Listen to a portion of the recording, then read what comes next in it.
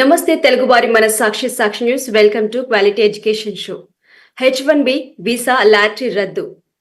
ఇది Indian students పై ఎట్లాంటి ప్రభావం చూపించబోతుంది? దీనికి సంబంధించి డిస్కస్ చేయడానికి మనతో పాటు ఉన్నారు ఐటీ ప్రొఫెషనల్ అలాగే data scientist professor Venkat Ikkurthi గారు. వారిని అడిగి మరిన్ని విషయాలు తెలుసుకుందాం. Hello sir. హలో అండి, నమస్తే సార్. H1B వీసాల రద్దు, లాటరీ వీసాల రద్దు అనే అంశం పైన ముందుగా మీకు కామెంట్ చెప్పండి. లాటరీ అనేటువంటిది ఎప్పుడైనా ఒక ఫేక్ గేమే కదండి. గేమ్ రద్దు చేయడంలో తప్పేమీ లేదు. ఫస్ట్ ఆఫ్ ఆల్ లాటరీ అనే పదము మనకు తెలుసు కదా. ఇప్పుడు సపోజ్ 10 మంది స్కిల్డ్ పర్సన్స్ ఉన్నారు అనుకోండి, లాటరీలో ఇద్దరినే తీసుకోవాలి అంటే ఫర్ ఎగ్జాంపుల్ ఏమవుతుంది, ఆ లాటరీలో ఇద్దరు వచ్చేస్తారు. ఆ ఇద్దరు ఇన్ఎఫిషియెంట్ పర్సన్ అనుకోండి ఫర్ ఎగ్జాంపుల్. బాగా ఎఫిషియెంట్ ఉన్నటువంటి రిమైనింగ్ పీపుల్ యొక్క అవకాశాలు దెబ్బతింటున్నాయి.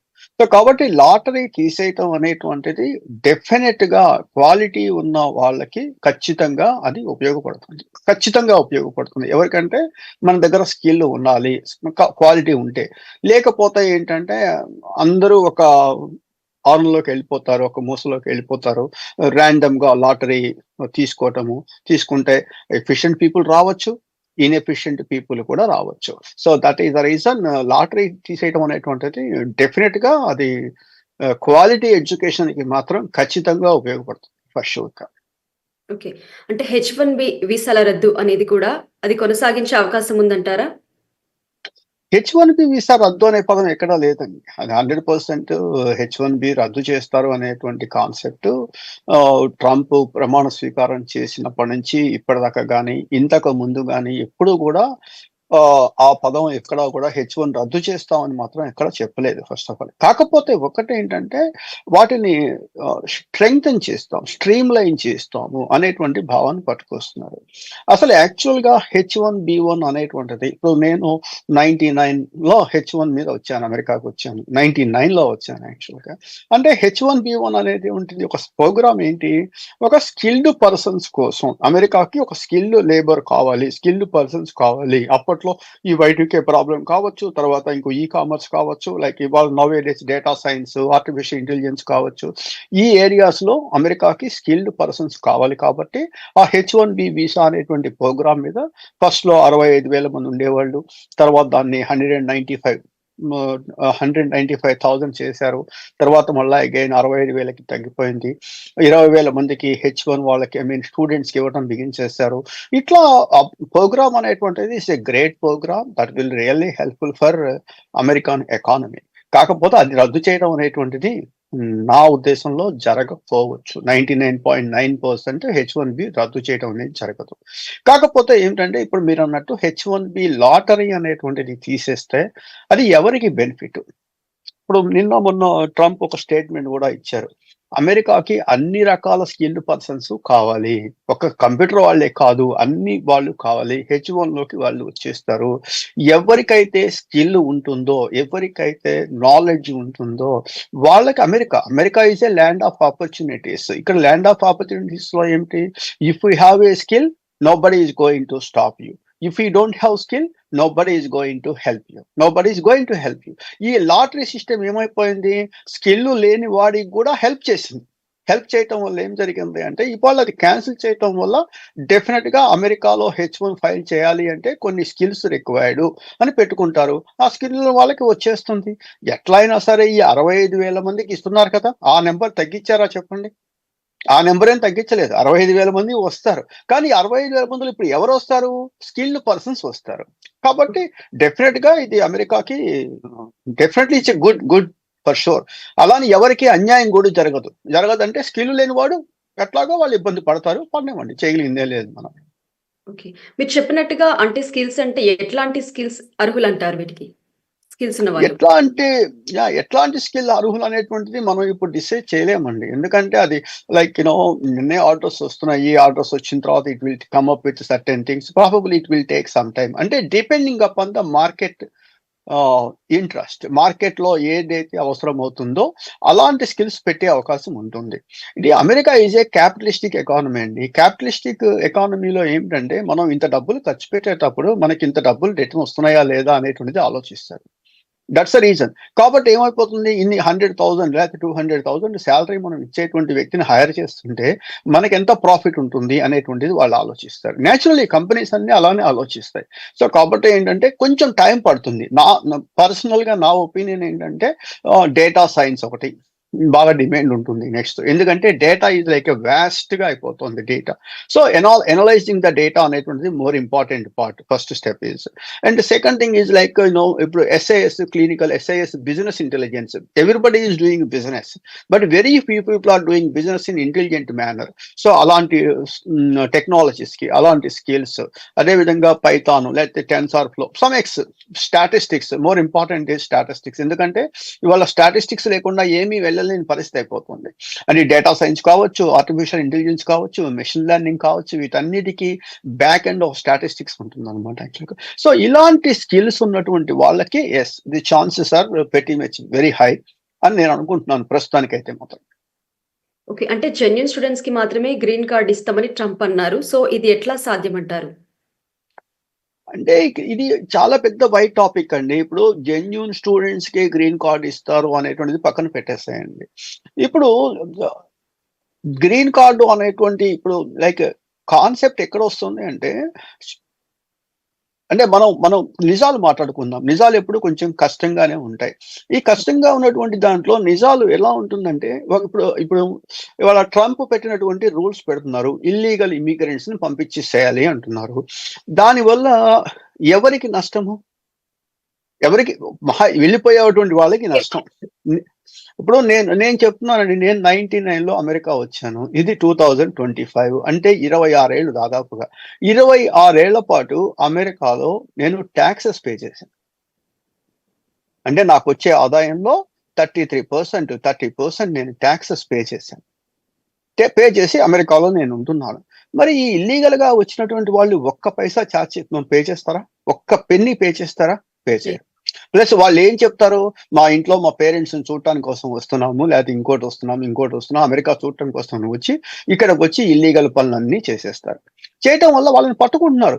ఇప్పుడు అవినీతికి అలా అది ఒక ఎండ్ పరిస్థితి. రెండో ఎండ్ ఏమిటి?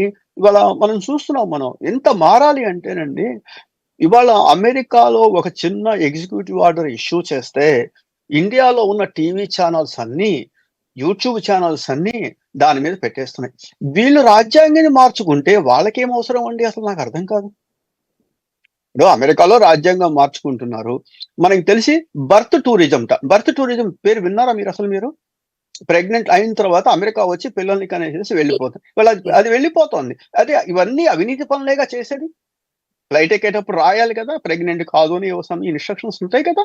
ఇవన్నీ చేయటం వల్ల ఎవరికైతే నష్టమవుతుంది వాళ్ళు ఎక్కువ హడావిడి చేస్తారు. ఇవాళ ఈ పనుల వల్ల ఎవరికి నష్టమవుతుంది అంటే ఇండియన్స్‌కే అవుతుంది. కాబట్టి హడావిడి నడుస్తుంది. సో అలాంటి వాళ్ళందరికీ అవినీతి పరంగా వస్తున్నటువంటి వాళ్ళందరికీ గ్రీన్ కార్డ్‌లు ఆపేస్తామంటంలో నాకైతే తప్పేం అనిపించట్లేదు. ఫస్ట్. సో రెండోది నేను అమెరికన్ సిటిజన్‌ని. ఎప్పుడు 99లో వచ్చాను. 2008లో నాకు గ్రీన్ కార్డ్ వచ్చింది. 2015లో నేను సిటిజన్‌షిప్ తీసుకున్నాను. Something like this. This is the process. అమెరికాలో రూల్స్ పాటించేంత వరకు ఎలాంటి ఇబ్బంది ఉండదండి. America is a haven. ఎప్పుడు మీరు రూల్స్ పాటించేంత వరకు. ఇక్కడ కూడా అదే పరిస్థితి. అమెరికాలో రేపు H1 ఫస్ట్ పెట్టిన ప్రోగ్రామ్ ఏంటి? Highly skilled employees, highly skilled persons అని పెట్టారు. తర్వాత ఏమైపోయింది? 16 సంవత్సరాలు ఎడ్యుకేషన్ ఉంటుంది. అక్కడ 2 సంవత్సరాలు ఏదో చేసేస్తారు. చేసిన తర్వాత వాళ్ళకి H1 తీసుకుంటున్నారు. ఎంతమంది రియల్ క్వాలిటీ వాళ్ళ H1 పోయాయో మీకు తెలియకపోవచ్చు, నాకు తెలుసు. సో కాబట్టి ఈ పెట్టడం వల్ల రియల్‌గా ఎక్స్‌పీరియన్స్ ఉండి, రియల్‌గా టాలెంటెడ్ పీపుల్ ఖచ్చితంగా అమెరికాకి వస్తారు. అలా రావాలి అంటే ఏం చేయాలి? ఇండియాలో గూడా వాళ్ళు కష్టపడి చదవాలి. అప్పుడు వాళ్ళు టాలెంట్ అవుతారు. వన్ వే ఈ ప్రోగ్రామ్ పెట్టడం వల్ల అల్టిమేట్ బెనిఫిషియరీ ఎవరైనా ఉన్నారు అంటే ఖచ్చితంగా ఇండియన్సే. స్టూడెంట్స్. ఎందుకంటే 73% ఆఫ్ H1s ఇండియన్స్‌కే వస్తున్నాయి. ఇవాళ పోనీ 70 నుంచి తగ్గించండి, 60 వచ్చాయనుకుందాం. ఆ 60% ఇండియన్స్ ఎవరు? స్కిల్ ఉన్నటువంటి వాళ్ళు. అక్కడ కష్టపడి చదివినటువంటి వాళ్ళు ఇప్పుడు అమెరికాకు వస్తారు. ఇంతకు ముందులాగా లాటరీలో లేకుండా. కాబట్టి ఏ విధంగా చూసుకున్నా కూడా Trump is make a very good point. Exclusively benefit for Indian youth. ఇవాళ మనం కష్టపడి చదివితేనే మనకి రేపు H1 వచ్చే అవకాశం ఉంటుంది. లాటరీలో లేదు అనే పరిస్థితి అనుకోండి. వాళ్ళు కష్టపడి చదువుతారు. కష్టపడి మంచి ఉద్యోగం చేస్తారు, కష్టపడి టెక్నాలజీ నేర్చుకుంటారు, ఖచ్చితంగా ఇక్కడికి వచ్చే అవకాశం ఎక్కువ ఉంటుంది. డెఫినెట్ గా ఇది ఇండియాకి మాత్రం ఒక మంచి న్యూస్. ప్రెజెంట్ H1B వీసా పొందడానికి ఇప్పుడు స్టూడెంట్స్ కి ఎంతవరకు అవకాశం ఉంది అంటారు? ఇంకా లాటరీ తీసేసిన తర్వాత ఇంకా అవకాశం ఏముందండి? ఇప్పుడు మీ దగ్గర స్కిల్ ఉన్నది అంటేనే మీకు వీసా వస్తుంది. అంటే ఆ పారామీటర్స్ వాళ్ళు డిసైడ్ చేస్తారు. యూఎస్‌సిఐఎస్ వాళ్ళు ఏ పారామీటర్స్ ఏంటనేది ఇంకా మనకు తెలీదు. అవి పెడతారు. ఆ పారామీటర్స్‌లో ఉన్నారు అనుకోండి, ఆటోమేటిక్‌గా వీసా వచ్చేస్తుంది. ఇంతకుముందు ఆ పారామీటర్స్ లేరు కదా! మీకు తెలుసో లేదో ఇంతకుముందు ఒక అప్లికేషన్ ఖరీదు $10 ఉండేది.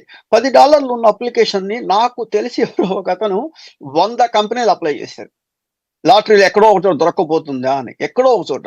తర్వాత ఏం చేశారు?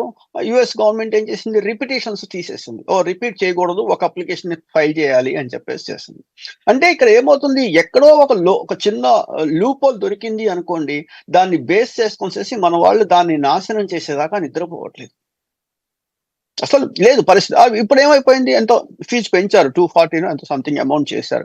ఈ అమౌంట్ చేయటం వల్ల ఏం జరిగిపోయింది? ఇంతకు ముందులాగా అప్లై చేయలేని పరిస్థితి. అయినా చేసినా పట్టుకుంటారు. అది ఇబ్బంది అది పరిస్థితి. సో, కాబట్టి ఏంటంటే ఖచ్చితంగా H1 రావాలి అంటే వాళ్ళ పారామీటర్స్ ప్రకారము ఇవాళ ఉన్నటువంటి స్టూడెంట్స్‌కి స్కిల్స్ ఉంటే ఖచ్చితంగా వస్తుంది. ఖచ్చితంగా H1 వచ్చేస్తుంది. ఎప్పుడు స్కిల్ ఉంటే. ఇంక లాటరీ సిస్టమ్ లేదు కాబట్టి. అంటే H1B పొందడానికి ఓపీటీ అనేది ఒక షార్ట్‌కట్‌గా ఉండేది. ఇప్పుడు షార్ట్‌కట్ కనుక దాన్ని క్యాన్సెల్ చేయడం పట్ల మీ అభిప్రాయం ఏంటి? షార్ట్ కట్ ఏం లేదండి. ఇప్పుడు ఓపీటీ ఇక్కడ ఇవన్నీ చెప్పా గదండీ! ఇప్పుడు పేరెంట్స్‌కి చాలా విషయాలు తెలీదండి ఫస్ట్ ఆఫ్ ఆల్. ఇప్పుడు అమెరికా ఫ్లైట్ ఎక్కిన నెక్స్ట్ మినిటు మనం ఒక కోటీశ్వరులయిపోయామనే పరిస్థితిలో జనాలు ఉంటున్నారు. అది ఆ రోజులు కాదు పోయాయి. మీకు ఈక్వేషన్ చెప్తే మీరు నమ్మరు. 2001, 2002 ఆర్ 2003లో హైదరాబాదు హైటెక్ సిటీ దగ్గర అపార్ట్‌మెంట్ ఖరీదు ఎంతుంటుంది? ఒక రూ. 10,00,000 ఉంటుంది. అప్పుడు గూడా మా ఆదాయం వచ్చేసరికి నెలకొక $1,000, $2,000 దాచిపెట్టాము అనుకుందాం. సంవత్సరన్నర పాటు డబ్బులు దాచిపెట్టుకుంటే ఒక అపార్ట్‌మెంట్ అక్కడ కొనుక్కోవచ్చు హైదరాబాద్‌లో. బట్ ఇవాళకొచ్చేసరికి అదే $2,000 దాచిపెట్టామే అనుకోండి. సంవత్సరానికి ఎంతయింది? 12,00,000 అయింది. అదే హైటెక్ సిటీ దగ్గర ఇవాళ అపార్ట్‌మెంట్ కాస్ట్ ఎంతుంది? ₹2,00,00,000 ఉంది. 2 క్రోర్స్ ఉంది. సో, కాబట్టి సేవింగ్స్ ఏమీ పెరగలేదు. సేవింగ్స్ ఎంత ఆల్‌మోస్ట్ అవే ఉన్నాయి. అక్కడ రేట్లు విపరీతంగా పెరిగిపోయినాయి ఫస్ట్ ఆఫ్ ఆల్. సో, కాబట్టి జనాలు ఎలా అమెరికా అడుగుపెట్టిన next minute we are going to like a millionaires అనే భావన వదిలేయాలి ఫస్ట్ ఆఫ్ ఆల్. రెండోదేంటి మనకి ఎంసెట్‌లో 1,00,000 పైన ర్యాంక్ వస్తుంది. 1,00,000 పైన ర్యాంక్ వస్తుంది. మన ఎగ్జామ్స్ మనం రాయట్ల. అంటే టోఫెల్, జీఆర్ఈ మనం రాయట్ల. డబ్బులిచ్చి రాయించుకుంటున్నాం. మరి వీళ్ళు H1లు సరే ఓకే. స్టూడెంట్ వీసాలు వస్తున్నాయి. ఇక్కడికొచ్చిన తర్వాత డే 1 సీపీటీ అంటారు. లేకపోతే వారానికి ఒక్క రోజు క్లాసు. కొన్ని యూనివర్సిటీస్ 6 నెలలకు ఒకసారి క్లాసు. ఇట్లాంటి యూనివర్సిటీస్‌కి ఎందుకెళ్తున్నారు వీళ్ళందరూ? ఒక మంచి యూనివర్సిటీస్ టాప్ 100 యూనివర్సిటీస్ లిస్ట్ తీసుకొని చూడండి. అందుట్లో ఎంతమంది ఇండియన్ పిల్లలున్నారో మీరే చూడండి. Less than 1%. ఆ 1% కూడా ఎవరో తెలుసా అండి? మా పిల్లలాంటి పిల్లలు. అమెరికాలో పుట్టిన ఇండియన్ పిల్లలు ఉంటున్నారు కానీ, ఇండియా నుంచి ఇక్కడికొచ్చేటువంటి పిల్లలు లెస్ థాన్ 1% ఖచ్చితంగా ఉంటుంది. ఏది టాప్ 100 యూనివర్సిటీస్‌లో. మరి వీళ్ళెందుకెళ్ళట్లేదు అక్కడికి? చదువుకోవటం కోసం రావట్లేదండి. నిజాలు కష్టంగా ఉంటే నేను చెప్తున్నా అదే. చదువు కోసం రావట్లేదు. $1 ఈజ్ ఈక్వల్ టు రూ. 85, $80 కాబట్టి ఇక్కడికొచ్చేసేసి బేబీ సిట్టింగులు అవి ఇవి చేసేసుకొని చేశారు.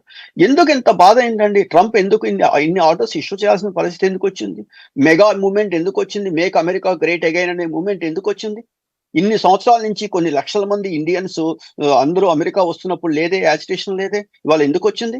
అమెరికాలో చదువు, సంధ్య లేనటువంటి వాళ్ళు గూడా ఉంటారు. ఎక్కడైనా ఉంటారు. ఏ పెద్ద దేశంలో ఉంటారు. వాళ్ళు చేసేటువంటి పనులు మనం తీసుకోబట్టి. అంటే వాళ్ళు గ్యాస్ స్టేషన్‌లో పని జేసుకుంటారు. బేబీ సిట్టింగులు పని జేసుకుంటారు. లేకపోతే ఇంకో చిన్న హోటల్‌లో పని జేస్తారు. మోటెల్‌లో పని జేస్తుంటారు. వాళ్ళ బతుకు వాళ్ళు బతుకుతున్నారు. మనం వచ్చి ఆ జాబులు తీసుకున్నాం. ఇక్కడ అందరిది తప్పుంది. ఆ తప్పేంటంటే చేసేవాడు ఇండియన్నే, చేయించుకునేవాడు ఇండియన్నే. చేసేవాడు ఇండియనే, చేయించుకునేవాడు ఇండియనే. సో కాబట్టి ఏంటి, ఇద్దరి తప్పులు ఉన్నాయి. ఆ తప్పుల వల్ల ఏం జరిగింది, ఇవాళ ఒక ఎగ్జిక్యూటివ్ ఆర్డర్స్ ఇష్యూ చేస్తున్నారు, లేకపోతే ఇంకోటి చేస్తున్నారు. ఇవేమీ అక్కర్లేదండి. H1 లేకపోతే ఇంకోటో వచ్చేసరికి బైడెన్ ఒక రూల్ పెట్టారు last month 17th or 16th. అది మన 17th నుంచి వచ్చేసింది, ఆర్డర్లోకి వచ్చింది. అది ట్రంప్కి సంబంధం లేదు.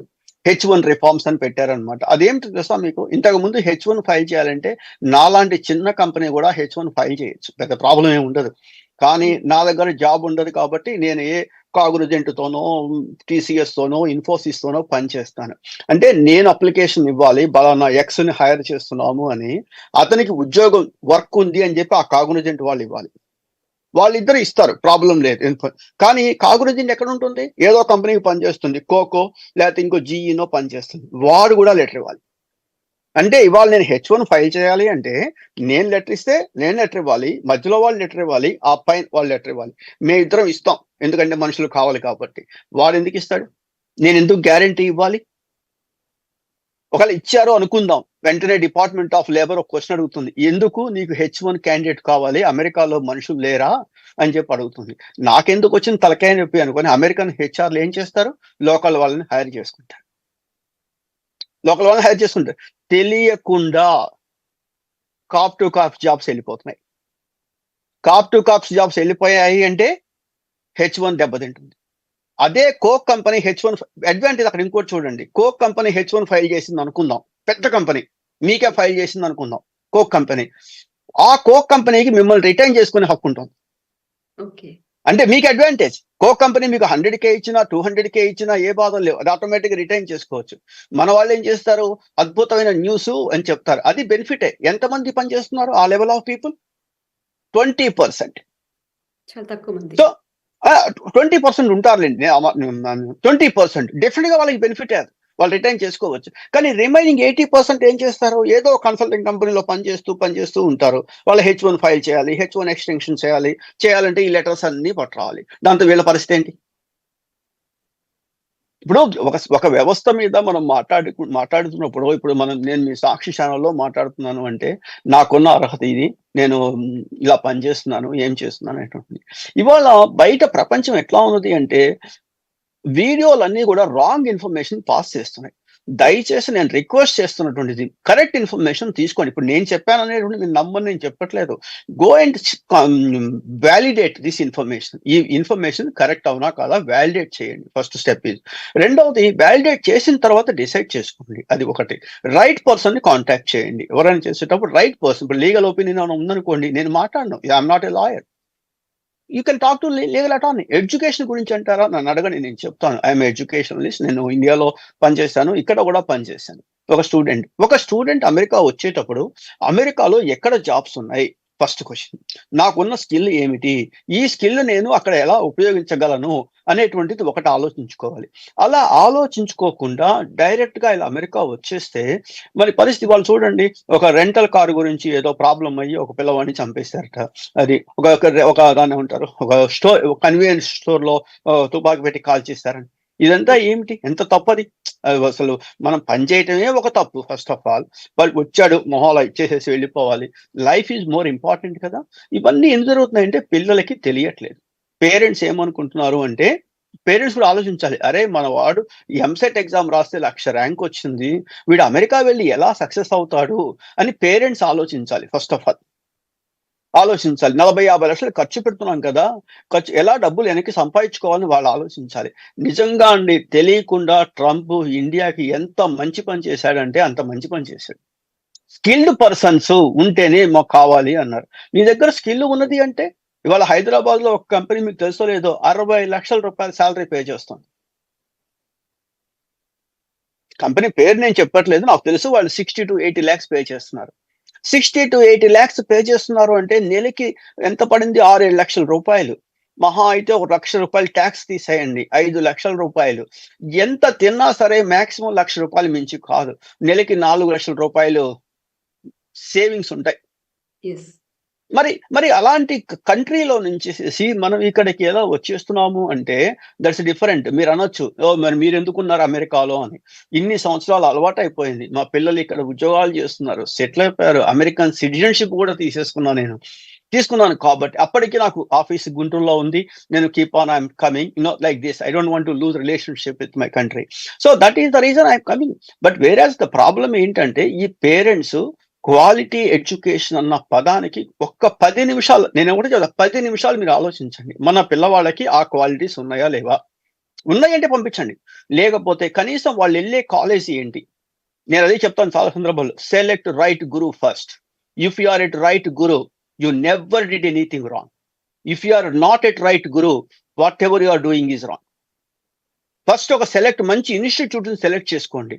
ఆ ఇన్స్టిట్యూట్ మంచిదైతే వీఆర్ హ్యాపీ విత్ దట్. ఆ ఇన్స్టిట్యూట్ మంచిది కాదనుకోండి, మనం ఏం చేసినా రైట్ కాదు. మనకి మన వ్యవస్థలో గురువు ఎంత ఇంపార్టెంటో ఇన్స్టిట్యూట్ అంత ఇంపార్టెంట్. ఆ ఇన్స్టిట్యూట్కి తక్కువ డబ్బులు కడదాం, 6 నెలలకు ఒకసారి వెళ్దాం, 3 నెలలకు ఒకసారి వెళ్దాం. మనకి ఇండియాలో పెన్షన్ ఇచ్చేటప్పుడు అడుగుతారు, లివింగ్ సర్టిఫికేట్ అనేది అడుగుతారు. అంటే బతుకున్నామో లేదా ప్రూవ్ చేసుకోవడానికి ఒక సర్టిఫికేట్ ఇస్తారు. అట్లా వీళ్ళు 6 నెలలకు ఒకసారి కాలేజీకి వెళ్ళడం ఏంటండి అసలు? మిగతా టైం అంతా ఏం చేస్తున్నారు? చదువుకుంటున్నారా? చదువుకోవట్లేదు. వారానికి ఒక రోజు క్లాస్, 6 నెలలకు ఒక రోజు క్లాస్. మిగతా టైం అంతా ఏం చేస్తున్నారు? Baby sitting, part time job, illegal things. Illegal things ఎందుకు చేయాలి అసలు? చట్ట విరుద్ధమైనటువంటి పనులు ఎందుకు చేయాలి? ప్రపంచంలో ఏ దేశం అయినా సరే, అమెరికా కాదు, కెనడా కాదు, ఇండియా కాదు, చట్టం రూల్ అన్నప్పుడు రూల్ పాటించాలి. మనం ఇక్కడికి వస్తున్న పనేంటి, చేస్తున్న పనేంటి? ఈ రోజు వాళ్ళ మనకి ఎగ్జిక్యూటివ్ ఆర్డర్స్ వచ్చాయి, 18 లక్షల మంది వెనక్కిపోతారు, 15 లక్షల మంది వెనక్కిపోతారు అని రకరకాల న్యూస్ వస్తున్నాయి. ఎందుకు వస్తున్నాయి న్యూస్? వాళ్ళందరూ కూడా ఇప్పటికండి బాగా క్లియర్. ట్రంప్ అనేటువంటి వ్యక్తి లీగల్ గా అమెరికాలో ఉన్న వాళ్ళ జోలికి ఎప్పుడు రాలేడు, రాడు కూడా. ఎందుకంటే అమెరికాలో ప్రతి హ్యూమన్ కి ఒక రైట్స్ ఉంటాయి. ఇర్రెస్పెక్ట్ ఆఫ్ స్టేటస్, మనిషికి హక్కు ఉంటుంది.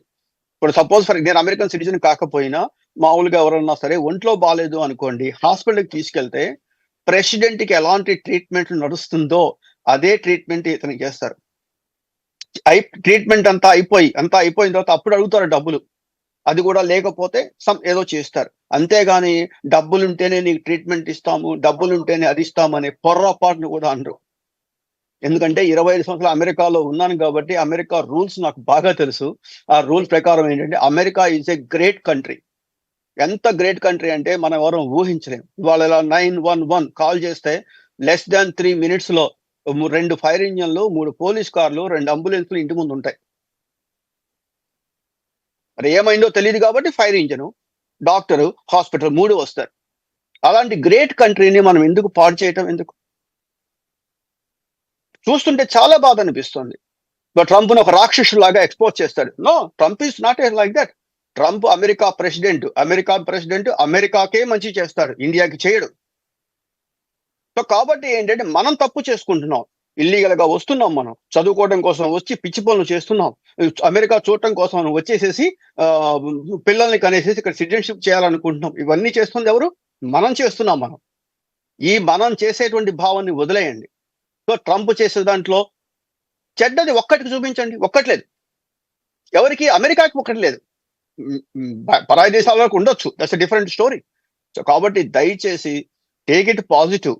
ఆశావాది గులాబీలను చూస్తాడు, నిరాశావాది గులాబీ పక్కన ముళ్ళను చూస్తాడు. 2 persons behind the present bars, ones are the bud and ones are the stars అని చెప్తారు. ఇవాళ దాంట్లో ఆశావాదంగా ఏంటి? మన పిల్లలు చదువుకుంటే వీసాలు వస్తాయి, మన పిల్లలు చదువుకుంటే కష్టపడితే గ్రీన్ కార్డ్ వచ్చేస్తుంది, no issues on that side. చదువుకోకుండా కష్టపడకుండా వెళ్దాం అనుకుంటే మాత్రం 100% కుదరదు. ఆ రోజులు పోయాయి. దయచేసి అలాంటి ఆలోచనలతో అమెరికాకి రావద్దు. ఓకే సార్, మీరు ఇంతకుముందు చెప్పినట్టు కూడా చాలా మంది ఇండియా నుంచి వచ్చి అమెరికాకి ఇన్స్టిట్యూట్ విషయంలో కానివ్వండి, యూనివర్సిటీ విషయంలో కానివ్వండి, చాలా మంది మోసపోతుంటారు అక్కడికి వచ్చినాక, ఫేక్ యూనివర్సిటీస్ అని. సో వీటిని ముందుగానే ఎట్లా గుర్తించాలి అంటారు? వందల రిసోర్సెస్ ఉన్నాయి. You need to spend 10 minutes of time. Online కి వెళ్ళిపోయేసి బెస్ట్ అమెరికన్ యూనివర్సిటీస్ అని సెలెక్ట్ చేసుకొని వాళ్ళ యొక్క ర్యాంక్, ఇప్పుడు ఇండియాలో లాగా కాదండి. అమెరికాలో వెబ్సైట్ లో ఒక ఇన్ఫర్మేషన్ పెట్టారు అంటే ప్రూఫ్ ఉండాలి, ప్రూఫ్ లేకుండా పెట్టకూడదు. సో కాబట్టి ఆ యూనివర్సిటీస్ కి వెళ్ళండి, అమెరికాస్ బెస్ట్ యూనివర్సిటీస్ కి వెళ్ళండి. ఇంకొక లింక్ ఉందండి, ఆ లింక్ ఏంటంటే యుఎస్ డిపార్ట్మెంట్ వాళ్ళే పెట్టారు. ఐ థింక్ లాస్ట్ ఇంటర్వ్యూలో చెప్పినట్టున్నాను నేను. యుఎస్ మనం సెలెక్ట్ చేసుకోవచ్చు, ఏది మంచి యూనివర్సిటీ ఏమిటనే సెలెక్ట్ చేసుకోవచ్చు. గవర్నమెంట్ పెడుతుంది, అది సెలెక్ట్ చేయండి. మీరు ఇవన్నీ చెయ్యకుండా ఎవరో కన్సల్టెంట్ దగ్గరికి వెళ్ళిపోయి వాళ్ళు అమెరికా ఏ రోజు వాళ్ళ మొహం చూడలేదు. వాళ్ళ దగ్గరికి వెళ్ళిపోయి వాళ్ళు సలహాలు చెబితే తీసుకొనేసి ఇక్కడికి వస్తున్నారు. నేను కరెక్ట్‌గా last 8 years back Trump first ప్రమాణ స్వీకారం చేసే రోజు ఇదే చెప్పాను నేను. నేను ఒక పెద్ద బోర్డ్ పెడతాను ఇట్లా I'm going to teach swimming, ఈత నేర్పించబడును అని ఒక పెద్ద బోర్డు పెట్టి బ్రాకెట్‌లో నాకు ఈత రాదు అని పెడతాను. మీరు వచ్చి చేరతారా? జాయిన్ ఇవాళ అవ్వాలి. వాళ్ళ కన్సల్టెన్సీస్ ఇండియాలో చేస్తున్న పనేంటంటే వాళ్ళెవ్వరికీ అమెరికా మొహం తెలీదు. అసలు H1B అంటే తెలీదు. F1 అంటే తెలీదు. ఓపీటీ అంటే తెలీదు. సిపిటీ అంటే తెలీదు. ఇవన్నీ తెలియకుండా వాళ్ళకి యూనివర్సిటీ కమిషన్ పే చేస్తుంది. పిచ్చి యూనివర్సిటీస్. ఆ డబ్బుల కోసం అని చెప్పేసి ఈ పిల్లల్ని ఇక్కడికి పంపిస్తారు.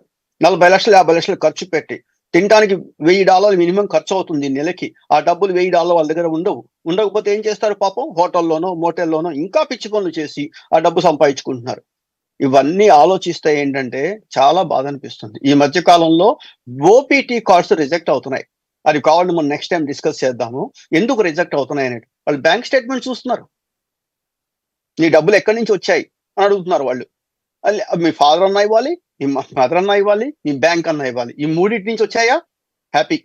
అలా కాకుండా నువ్వు ఇల్లీగల్‌గా సంపాదిస్తూ ఉంటే వాళ్ళు పట్టుకుంటున్నారు, ఇవ్వట్లేదు. ఇది ఇంకా ఎక్కువైపోతుంది. మన మీద కంట్రోల్ చాలా ఎక్కువ ఉంది. సో పిల్లలు అమెరికా వచ్చేటప్పుడు కనీసం ముందు ఎక్స్‌ప్లోర్ చేయండి. పేరెంట్స్ ఎక్స్‌ప్లోర్ చేయండి. ట్రంప్ ఇవాళ పెట్టినటువంటి లాటరీ తీసేయటం అనేటువంటిది డెఫినిట్‌గా 100%, 100 కాదు 200% భారతీయులకి, పర్టిక్యులర్లీ ఇండియన్స్‌కి ఇండియన్ తెలుగు వీళ్ళందరికీ కూడా. ఎందుకంటే 73% ఆఫ్ H1s లాస్ట్ ఇయర్ వచ్చినవి ఇండియన్స్‌కే వచ్చాయి. సో కాబట్టి ఖచ్చితంగా ఇది very good sign for improving the quality education in India. Thank you so much sir. చాలా మందికి చాలా డౌట్స్ ఉన్నాయి. ట్రంప్ వచ్చాక ఎడ్యుకేషన్ సిస్టమ్ పైన ఇంకా చాలా చేంజెస్ వస్తాయేమో, మాకేమైనా నష్టం జరుగుతుందో అని. బట్ మీరు టాలెంట్ ఉన్న వాళ్ళకి జాబ్స్ అని చెప్పారు కాబట్టి దీనివల్ల చాలా మంది స్టూడెంట్స్‌కి కూడా చాలా హెల్ప్ అవుతుంది topic. Thank you so much sir. No problem అండి. Thank you. Thanks very much. Yeah!